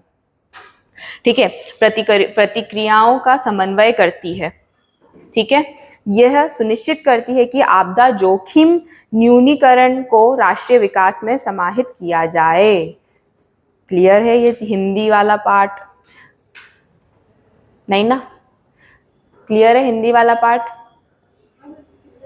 है क्लियर है? देखो उनको क्लियर है, जिनको क्लियर नहीं है मैं बता देती हूँ। NDMA जो है वो राष्ट्रीय स्तर पर कार्य करती है, योजनाएं बनाती है, नीतियां बनाती हैं, बहुत सारी ऐसी पॉलिसीज, गाइडलाइंस लेकर आती है, जिसके थ्रू जो हम नेशनल लेवल पर, राष्ट्रीय लेवल पर इन सारी चीज़ों का प्रबंधन करते हैं, जो कि डिजास्टर के जो रिस्क रहते हैं उसको रिड्यूस करने का काम भी, उसको इंश्योर करने का काम भी हमारा NDMA करता है। ठीक है, और हाँ ठीक है, इतना ठीक है। फिर इसके NDMA के कुछ फंक्शंस और रिस्पॉन्सिबिलिटीज है। पहला है पॉलिसी फॉर्मुलेशन, पहला है योजनाओं या नीति निर्माण करना, NDMA का काम है। क्या होता है भाई? बहुत सारे ऐसे डिजास्टर्स आते हैं जिनको प्रिवेंट करना, मिटिगेट करना, या उसके लिए तुरंत रेडी रहना, प्रिपेयर रहना, उसका काम जो होता है वो NDA करता है। इसके लिए, इस चीज को मैनेज करने के लिए पॉलिसीज, नीतियां बनाई जाती है। जैसे कभी बाढ़ आ जाती है, वडोदरा में बार बार पानी भर जाता है ना, निचले इलाके जो रहते हैं लोग, जहाँ पर रहते हैं वहां पर वो निकल नहीं पाते, तो NDRF आती है ना। ऐसे टाइम पर, और वो क्या करती है, लोगों का रेस्क्यू करती है, वहाँ से निकालती है। कभी कभी जब ऐसी आपदाएं आती हैं कि एक स्थान से दूसरे स्थान पर लोगों को शिफ्ट करना पड़ता है, जब जो तटीय इलाकों में रहते हैं, तो वो भी काम हमारा एनडीएमए जो रहता है वो सुनिश्चित करता है कि सही तरीके से हो रहा है कि नहीं हो रहा है। ठीक है, तत्परता होनी चाहिए आप उसमें। फिर गाइडलाइंस एंड प्लान्स, मार्गदर्शिकाएं और योजनाएं, देश के लिए आपदा प्रबंधन मार्गदर्शिकाएं तैयार करना और राष्ट्रीय आपदा प्रबंधन योजना के लिए एक ढांचा तैयार करना, प्रॉपर एक स्ट्रक्चर बना के रखना कि बाढ़ आएगी तो कौन सा जो आपदा प्रबंधन का विभाग है वो जाएगा, आग लगेगी तो फायर ब्रिगेड जाएगी, हेल्थ क्राइसिस होंगे तो आपके लिए सारी एम्बुलेंस अवेलेबल होनी चाहिए, गैस सिलेंडर्स अवेलेबल होने चाहिए, मशीन्स अवेलेबल होनी चाहिए। ये सारी चीज़ें जो रहती है प्रॉपर इनके अंडर आता है। Coordinate national response, coordinating with the major disasters including the development resources, specialized teams and equipments। Coordinate करना मतलब क्या होता है, समन्वय करना, राष्ट्रीय प्रतिक्रिया का समन्वय करना। प्रमुख आपदाओं में क्या होता है कि हमें बहुत सारे विभागों का उपयोग करना पड़ता है उस आपदा से निपटने के लिए। ठीक है, तो तब हमें एक कोऑर्डिनेशन मेंटेन करके रखना जरूरी होता है। जैसे अभी बाढ़ आई, तो बाढ़ आने के टाइम पर हमें हेल्थ केयर सर्विसेज जो होती हैं उससे भी कोऑर्डिनेट करना ज़रूरी था, हमें ट्रांसपोर्टेशन ट्रैफिक पुलिस से भी कोऑर्डिनेट करना ज़रूरी रहता है। ठीक है, फिर हमें साथ साथ में एनडीआरएफ जो लोगों को इधर से उधर कर रही है, पुलिस का उपयोग करना भी जरूरी। कभी यहाँ पर रैली भी निकल रही है तो पहले परमिशन लेनी पड़ती, कोऑर्डिनेट कर रहे हैं, है ना। कभी विश्व हिंदू परिषद जो है एक क्रूशल एरिया से लेकर जा रहे हैं रैली, ठीक है, तो वहां पर भी पुलिस वालों से कोऑर्डिनेट करना जरूरी रहता है, वहां पर भी उनसे परमिशन लेना जरूरी रहता है, क्या हम यहाँ से निकाल सकते हैं कि नहीं। और जब ऐसी चीजें परमिशन मिल जाती है तो वहां पर पुलिस की तैनाती ज्यादा होती है, आप लोगों ने भी देखा होगा। साथ साथ में वहां पर एम्बुलेंसेस भी खड़ी रहती कि कल को कुछ ऐसा होता है तो हमें तुरंत उस चीज का सॉल्यूशन मिल जाए, लोगों को हम पहुंचा सके एक जगह से दूसरी जगह पर। ठीक है, सो कोऑर्डिनेट करना अगेन बहुत इंपॉर्टेंट चीज होती है। मॉनिटरिंग एंड इवैल्यूएशन, मॉनिटर करना, monitoring the implementation of disaster management plans and assessing the effectiveness of preparedness activities। Monitor करना मतलब क्या होता है भाई, सबको पता है, निगरानी और मूल्यांकन करना। जो उन्होंने सारे नियम कानून प्लान्स और जो बनाए हैं, सारी गाइडलाइंस बनाई है, उसको सुनिश्चित करना कि ये प्रभावशीलता से अपना कार्य कर रहे हैं कि नहीं कर रहे हैं। अगर कहीं पर हमें ज़रूरत होती है, जैसे अगर हमारी सिटी में अभी मेडिकल सर्विसेज की ज़्यादा ज़रूरत है, हमें ऐसा अस्पताल चाहिए जहाँ पर सारी फैसिलिटीज़ एक ही जगह मिल जाए, है ना। तो ऐसे में नया जो कंस्ट्रक्शन होने वाला है एक हॉस्पिटल का, वो लेकर आई है हमारी यहाँ की गवर्नमेंट। ठीक है, तो ये सारी चीज़ें जो रहती हैं एज पर द नीड्स, ताकि हम हमारी सोसाइटी को सर्विसेज सही तरीके से डिलीवर कर सके, ये सारा काम जो रहता है एनडीएमए के अंडर आता है। रिसोर्स मोबिलाइजेशन, अगेन वही बात है, गवर्नमेंट जो रहती है और पब्लिक प्राइवेट पार्टनरशिप्स जो रहती है वो फंडिंग देती है। कभी कभी आपदाएं आती है तो लोग क्या बोलते हैं कि आप अपना क्या करें, योगदान दीजिए, चंदा दीजिए, गवर्नमेंट भी चंदा लेती है ऐसे सिचुएशंस में कि जो लोग हैं अपना हेल्प करें। पेंडेमिक के दौरान कई अमीरों ने बहुत सारी चीज़ें दान की थी ताकि सोसाइटी को जो है चीज़ें, रिसोर्सेज जो है उसका फुल्ली एक्सेस हो सके। ठीक है, ये एनडीएमए के कुछ फंक्शंस और रिस्पॉन्सिबिलिटीज़ थे। फिर हम इसकी बात करते हैं, नहीं मैं ये ख़त्म करके ही जाऊँगी, है ना, तुम लोग ये मत सोचना कि आज मैडम छोड़ देंगी। I want to finish this unit as soon as possible। हाँ, इसके कुछ स्पेशल विशेष पहल की गई है एनडीएमए के दौरान, एनडीएमए के थ्रू, जैसे कि national policy on disaster management पहला है। राष्ट्रीय आपदा प्रबंधन नीति 2009 में बनाई गई थी। ये नीति आपदा प्रबंधन के लिए एक सक्रिय और व्यवस्थित और समग्र दृष्टिकोण पर बल देती है, मतलब proactive systematic comprehensive approach to disaster management को ज़्यादा ये क्या करती है, एम्फेसाइज करती है। ये 2009 में बनी गई थी। इसको हम बोल सकते हैं क्या, इसको national policy on disaster management 2009, मेरे को लिखना पड़ेगा लिख देती हूँ मैं।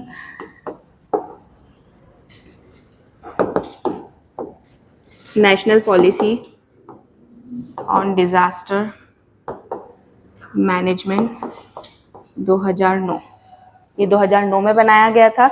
इनका मेन काम क्या था कि नई नीति का प्रबंधन करना, जैसे सक्रियता या व्यवस्थित तरीके से अपनी दृष्टिकोण, समग्र दृष्टिकोण पर बल देती है। मतलब वही इन्होंने कहा गया है कि एक सिस्टमैटिक अप्रोच अपनाने का काम जो रहता है वो इस पर्टिकुलर डिपार्टमेंट या पर्टिकुलर जो इनिशिएटिव लिया गया है एनडीएमए के द्वारा उससे किया जाता है। 2009 में हुआ था। फिर इसी के बाद इन्होंने IDRN, that is India disaster resource network, ये ऑनलाइन डेटाबेस डेवलप किया गया है जो कि इंफॉर्मेशंस जो रहती है अबाउट द अवेलेबल रिसोर्सेस या फिर इंक्लूडिंग रेस्क्यू टीम, आपके relief material, other disaster management assets. जैसे आपके मोबाइल में भी कभी कभी अलर्ट मैसेज आता है। अभी थोड़े टाइम पहले ही सबके मोबाइल में एक साथ नोटिफिकेशन आया था।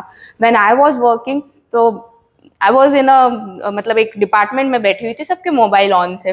उस टाइम पे एक साथ कॉशन अलर्ट मैसेज आ गया और सबके मोबाइल एक साथ रिंग हो गए। सब लोग एकदम ये कि क्या हुआ एकदम अचानक से। और उसमें गवर्नमेंट ने ये इनिशिएटिव लिया था कि हम अगर कुछ ऐसी आपदा होगी तो इस तरीके के मैसेजेस आपको पहुंचाए जाएंगे, जिसमें सारी इंफॉर्मेशन प्रोवाइड की जाएगी कि भाई आपको कहाँ पर आपके नज़दीकी जगह जाना चाहिए आपको रिलीफ लेने के लिए, आपको रिसोर्सेज का एक्सेस करने के लिए, आपको कहाँ पर डॉक्टर मिल जाएंगे अगर आपदा आती है तो, आपको किस नंबर पर कॉल करना है। ये सारा जो मैसेज डेटा जो है वो अवेलेबल करवाएगी गवर्नमेंट। तो इसलिए इन्होंने एक इनिशिएटिव पहल करी जिसका नाम था इंडिया डिजास्टर रिसोर्स नेटवर्क। ये ऑनलाइन तरीका है।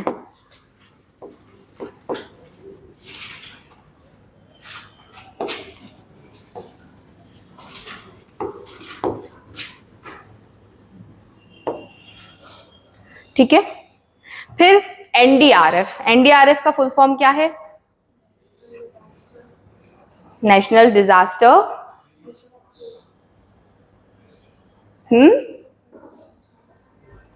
नेशनल डिजास्टर कोई सा तो फोर्स है ना मैम, अपने हिसाब से लगा लो यार, 19-20 हप अपने हिसाब से लगा लो, जो फुल फॉर्म रहेगा वही रहेगा ना। NDRF that is national disaster response force. जब भी कोई प्रॉब्लम आती है तो सबसे पहले एनडीआरएफ जाती है कि नहीं जाती है, रेस्क्यू ऑपरेशंस को परफॉर्म करने के लिए। इसलिए हाँ, एनडीआरएफ सिर्फ इंडिया में ही काम नहीं करती है, आउट ऑफ इंडिया अब्रॉड भी भेजा जाता है मदद करने के लिए।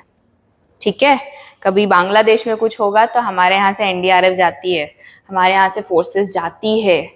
या आप लोगों ने हिस्ट्री में भी पढ़ा होगा कि मिलिट्री भेजी गई इंडिया से, पढ़ा है कहीं? पढ़ना, हिस्ट्री भी पढ़ो थोड़ा। ठीक है, तो इसका एक और पार्ट है, हम एनडीआरएफ लिख लीजिए। एनडीआरएफ का मतलब full form national disaster response force, specialised force under the NDMA. ये एनडीएमए के अंडर आती है सीधा, तभी तो जब भी कोई नेशनल लेवल पर कोई सी प्रॉब्लम आ रही है, राष्ट्रीय स्तर पर कोई प्रॉब्लम आ रही है, तो सबसे पहले गवर्नमेंट एनडीआरएफ को भेजती है। कभी कभी सीआरपीएफ, हमेशा सबसे पहले इनको भेजा जाता है। सेंट्रल रिजर्व्ड पुलिस फोर्स, ये क्या है? ये इनके अंडर है, सीधा सेंट्रल गवर्नमेंट के अंडर है। तो कभी भी कुछ भी ऐसी टेररिस्ट अटैक हो गया, या फिर कोई सी सिचुएशन हैंडल करनी है, या फिर स्ट्राइक्स हो रहे हैं, हड़ताल हो रही है, या फिर ऐसा पेंडेमिक आ गया है, सबसे पहले इन लोगों को भेजा जाता है जो कि सेंट्रल गवर्नमेंट के अंडर आते हैं। तो पहले तो हम बात कर रहे हैं यहाँ पर किसकी? एनडीआरएफ की। तो एनडीआरएफ जो है वो सीधा किसके अंडर आता है? एनडीएमए के अंडर। तो ऐसी सिचुएशन में एनडीआरएफ को सबसे पहले बोला जाता है कि आप हैंडल करने पहुंच जाइए तुरंत। ठीक है, तो ये कुछ इनिशिएटिव्स लिए गए थे एनडीएमए के द्वारा, that is national policy disaster management, India disaster resource network and NDRF. Clear है? इसके अलावा भी बहुत सारी चीजें हैं इसमें, लेकिन वो आप खुद पढ़ सकते हैं। जैसे कि कुछ भूमिका विभिन्न चरणों में इसकी होती है एनडीएमए की, जैसे शमन करना। शमन क्या होता है भाई, किसी को पता है? मिटिगेशन। मिटिगेशन क्या होता है? डिजास्टर है उसे कैसे निपटा जा सकता है? No, proactive management. जैसे कोई हजार्ड्स होने वाले हैं, या फिर आप बात कर लीजिए कोई खतरा, उसकी पहचान करना, मिटिगेट करना, ठीक है।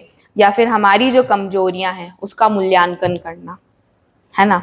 हमें कहाँ पर, किस जगह पर कितने रिसोर्सेस की रिक्वायरमेंट हो सकती है, वो चीज़ आइडेंटिफाई करना राष्ट्रीय स्तर पर, ठीक है। ये सारे काम जो रहते हैं नेशनल लेवल पर, उसको बोलते हैं मिटिगेशन करना, ठीक है। मिटिगेशन करना मतलब पहले से अनुमान लगा लेना कि ये चीज़ें की रिक्वायरमेंट हो सकती है। फिर प्रिपेयर्डनेस मतलब तैयारियां। प्रभावी आपदा प्रबंधन के लिए राष्ट्रीय योजनाएं बनाई जाती है, मार्गदर्शन, प्रोटोकॉल्स, ये सारी चीज़ें बनाई जाती हैं, जिससे कि जो अभ्यास, कभी कभी ऐसा भी होता है कि अभ्यास भी किए जाते हैं। हमारी फोर्स जो रहती है, वो एयर फोर्स जो रहती है, वो क्या करती है, वॉर प्रैक्टिसेस करती है ना। आप लोगों ने ये चीज़ें सुनी भी होंगी, जो मॉक ड्रिल्स होते हैं। कभी एक बार यहाँ पर भी हुआ था, महाकाल में भी हुआ था। उन लोगों ने जब ये चीज़ देखा था कि कभी टेररिस्ट अटैक हुआ तो ऐसी आपदा में हमें कैसे सिचुएशन को हैंडल करना है, तो फोर्स आई थी वो मॉक ड्रिल करना है। मॉक ड्रिल पता है ना? ये सारी चीजें की जाती है। ये प्रिपेयर्डनेस, तैयारियां। आप तैयारियां नहीं करके रखेंगे तो आप कैसे उस चीज को आने वाले समय में हैंडल कर पाएंगे, निपट पाएंगे, मैनेज कर पाएंगे, ठीक है। फिर रिस्पॉन्स। रिस्पॉन्स का मतलब क्या होता है? प्रतिक्रिया देना। बड़े पैमाने पर आपदाएं जो रहती हैं, राष्ट्रीय प्रतिक्रिया का समन्वय करना बहुत जरूरी होता है, ठीक है। अलग अलग क्षेत्रों को भी ये प्रभावित करते हैं। तो ये सारी चीज़ें थी एनडीएमए की। अब बात कर लेते हैं एसडीएमए की, इसको भी हम जल्दी जल्दी से पढ़ लेते हैं। एसडीएमए क्या होता है भाई? Full form state disaster management authority. ये भी कब बना था?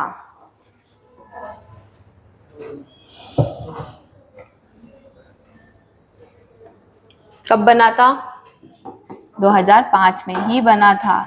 क्यों? क्योंकि जब ये आया तो कहा गया कि अगर राष्ट्रीय स्तर पर बन रहा है तो हमें हमारे स्टेट लेवल पर भी बनाना जरूरी है, क्योंकि चीजों को अगर तोड़ तोड़ कर हम करेंगे तो वो इफेक्टिवली हो पाएंगी। एक साथ लेकर बड़ा काम करेंगे तो वो सही तरीके से, प्रभाव तरीके से नहीं हो पाएगा, ठीक है। तो यूनियन टेरिटरीज और स्टेट के लिए जब कोई ऐसी आपदा को निपटने के लिए कोई संस्था का बनाया गया, उसका नाम था एसडीएमए। इसमें यूनियन टेरिटरी भी इंक्लूडेड है, ठीक है। It's not only limited to the states. Fine. इसके हेडक्वार्टर्स कहाँ होते हैं भाई?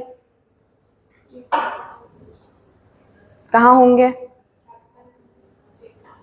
स्टेट की कैपिटल में होंगे या फिर यूनियन टेरिटरी, ठीक है। इसके चेयरमैन कौन होते हैं? वहां के चेयरमैन हमारे थे पीएम साहब, तो यहाँ के चेयरमैन कौन होंगे? सीएम साहब। सीएम कोष जो होता है, ट्रेजर्स होते हैं, वहां से फंड आता है ना, तो उस चीज से आप रिलेट कर सकते हैं। वही उसको क्या करते हैं, घोषित करते हैं कि इतने लोगों की डेथ हुई है, हर एक मृतक के परिवार को 5 लाख रुपए। ये सीएम साहब ही करते हैं और इधर हमारे पीएम साहब करते हैं, ठीक है। जी बोलिए, क्या हो गया? डिस्कस क्या हो रहा है?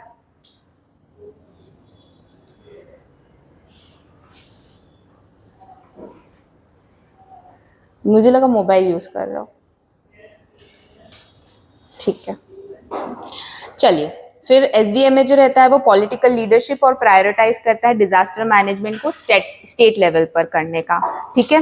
इसका मेन पर्पस क्या होता है? वही चीज़ों का देखना, अपने राज्य स्तर पर आपदा प्रबंधन की रणनीतियों की तैयारी करना, उसके कार्यान्वयन की निगरानी करने के लिए एसडीएमए का निर्माण किया गया था, ठीक है।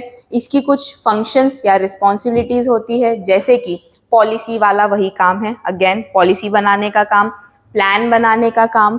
फिर हमें स्टेट को रिस्पॉन्स कैसे करना है, जैसे अगर राष्ट्रीय स्तर पर कोई आपदा आ रही है, मतलब हर स्टेट में कोई आपदा है, तो हर स्टेट को उसमें रिस्पॉन्स करना ज़रूरी होता है। अगर सिर्फ हम बात कर रहे हैं, अगर जैसे फेमाइन जो आया था बंगाल में, तो वो सिर्फ बंगाल में आया था उस टाइम पे, तो वो उस पर्टिकुलर स्टेट ने डील करा होगा। साथ साथ में राष्ट्रीय स्तर पर भी लोगों ने उनकी मदद की है, क्योंकि सेंट्रल गवर्नमेंट उसमें इन्वॉल्व जरूर होगी हर चीज़ में। बट यही बात अगर दूसरे स्टेट की करें, जैसे एमपी हो गया, राजस्थान हो गया, तो क्या उन्होंने उस टाइम पे उनकी मदद की थी इतनी जितनी स्टेट लेवल सेंट्रल लेवल पे की गई होगी? नहीं की गई होगी। As compare to the central level, हमारा स्टेट लेवल जो रहता है वो दूसरे स्टेट की इतनी मदद नहीं करता जितना हमारे बड़े भाई साहब करते हैं, ऐसा समझ लीजिए। फैमिली में भी कोई इशू होता है तो मुखिया जो रहता है वो ज़्यादा मदद करता है अपने छोटे लोगों की। या फिर आप बात कर लीजिए, हम लोग हो गए हमारी फैमिली में, तो हम हमारी फैमिली में हमारे भाई बहन की मदद कर देते हैं, है ना, कुछ फाइनेंशियली, या फिर अपनी कोई बहन है तो बोलती है ये ड्रेस चाहिए तो अपन उसको दिला देते हैं। बट वही बात अगर कोई दूसरे से मांगेगा तो वो नहीं दे पाएगा। क्यों? बोलेगा आप तो दूसरी फैमिली क्यों, हम इतनी मदद क्यों करें, थोड़ी बहुत मदद कर सकते पर पूरी मदद नहीं करेंगे। ठीक है, तो वही चीज़ यहाँ पर भी लागू होती है। ओके, फिर कैपेसिटी बिल्डिंग, कैपेसिटी मतलब क्षमता निर्माण करना, प्रशिक्षण कार्यक्रमों को आयोजित करना, कार्यशालाओं का आयोजित करना और अलग अलग संसाधन का आवंटन करना। ये जो होता है राज्य स्तर पर आपदा को फेस करना या प्रबंधन करने की क्षमता को बढ़ावा देता है। ठीक है, फिर इसमें आता है implementation of early warning system. वही आप पूर्व चेतावनी प्रणाली का कार्यान्वयन करिए, पहले ही आप चेतावनी दे दीजिए, पहले ही आप बता दीजिए कि आगे मत जाइए, यहाँ बोर्ड्स लगा देते हैं कि आगे मत जाइए खतरा है, ये चीज़ें। ठीक है, तो ये सारा चीज़ें करना बहुत ज़रूरी होता है एक स्टेट द्वारा। कोऑर्डिनेट करना सेंट्रल गवर्नमेंट से, collaborating with the NDMA, ministry of home affairs, central agencies for efficient disaster management. ठीक है, हमें सेंट्रल लेवल पे भी कोऑर्डिनेट करना बहुत ज़रूरी होता है। अगर जैसे वो अलर्ट मैसेजेस आ रहे हैं तो जब तक स्टेट गवर्नमेंट डेटा प्रोवाइड नहीं करेगी सेंट्रल गवर्नमेंट को, तो क्या वो सही तरीके से प्रभावशीलता से अपने जो प्लान्स है उसको